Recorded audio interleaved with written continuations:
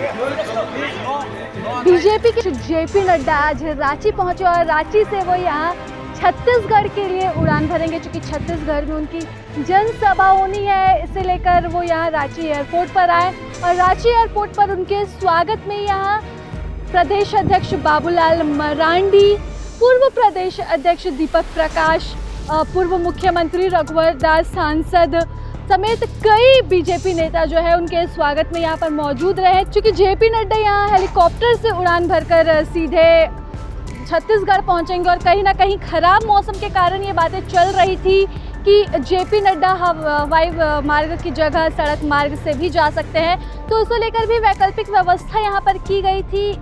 यहाँ पर तमाम गाड़ियाँ और एम्बुलेंस आदि की व्यवस्था यहाँ पर की गई थी कि अगर मौसम ख़राब ही रहता है सड़क मार्ग से जेपी नड्डा छत्तीसगढ़ पहुँचेंगे।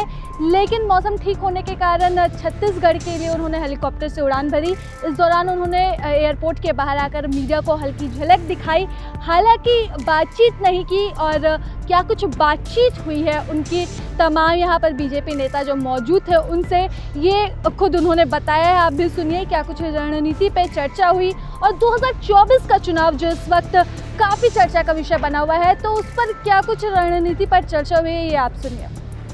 और हम सब लोग नहीं, बातें तो पॉलिटिकल, तो पॉलिटिक्स में तो पॉलिटिकल ही होगी। और जो उन्होंने दिशा निर्देश दिया तो वो आज आप लोगों को नहीं बता सकते हैं, तो उसको तो आप लोग कार्य रूप में देखेंगे कि हम सब लोग काम कर रहे हैं। और बाकी वो फिर उधर से कार्यक्रम करके लौटेंगे तो फिर हम सब लोग आएंगे और फिर हम लोग उनको सी ऑफ करेंगे। पार्टी ने लोकसभा और विधानसभा को लेकर आपको बड़ी जिम्मेवारी दी है, उस रिगार्डिंग कुछ बात हुई? आने वाले लोकसभा और विधानसभा में क्या कुछ समीकरण होगा झारखंड में? नहीं, समीकरण क्या होगा कि पार्टी तैयारी कर रही है। अगला लोकसभा 2 सीट छूट गया था, तो इस बार हम सब लोगों के प्रयास है कि 14 के 14 लोकसभा सीट एनडीए गठबंधन के खाते में जाए और उसकी तैयारी में हम सब लोग लगे हुए हैं। दावा कर रहा है कि 14 सीट हम जीतेंगे। तो अच्छी बात है, दावा करना क्या बुरा है। कल जेएमएम ने प्रेस कॉन्फ्रेंस करके सुनील तिवारी के बारे में अब उस समय आ चुका, उसमें से आ चुका सब। अच्छा, मीडिया को बाइकआउट, 14 एंकर को बाइकआउट किया गया सर, इसे किस रूप में देखते? कौन बाइकआउट किया? इंडिया अलायंस ने डिसाइड किया है कि 14 ऐसे कुछ पर्टिकुलर। अब तो ये पता चला ना कि कौन लोग मीडिया के फ्रेंडली है, जो लोग पहले बात करते थे, यानी उसको क्या कहते हैं, डिक्टेटरशिप, या जो उनकी बातों को सुने, जो उनके अनुसार चले, तब तो वो मीडिया को सुनेंगे और नहीं तो फिर उनको बैकआउट करेंगे। ये तो उनकी जो मानसिकता है, उसको कहते हैं ना सामंतवादी जो सोच है, वो बिल्कुल प्रदर्शित होता है, परिलक्षित हो रहा है। ईडी के 3 सम्मन के बावजूद भी हेमंत सोरेन नहीं जा रहे हैं। देखिए, कब तक खैर मनाएंगे बकरे भाई, अगर जाना तो उनको पड़ेगा, ईडी के दफ्तर भी जाना पड़ेगा, ऑटवार भी जाना पड़ेगा। जाना था, उसी क्रम में रांची आया होते हुए जसपुर गए।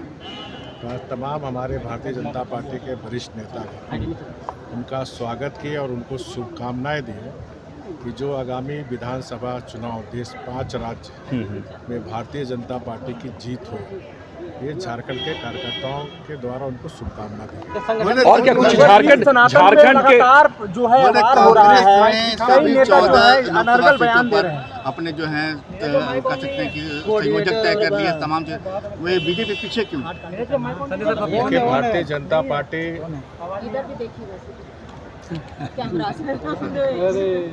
365 दिन चलने वाली पार्टी है। हम चुनाव के दृष्टिकोण से ही, जब चुनाव आते हैं तो जिस तरह बरसात में मेढक टर करते हैं, तो वैसी पार्टी नहीं है। तो भारतीय जनता पार्टी का 14 में 14 की पूरी तैयारी है।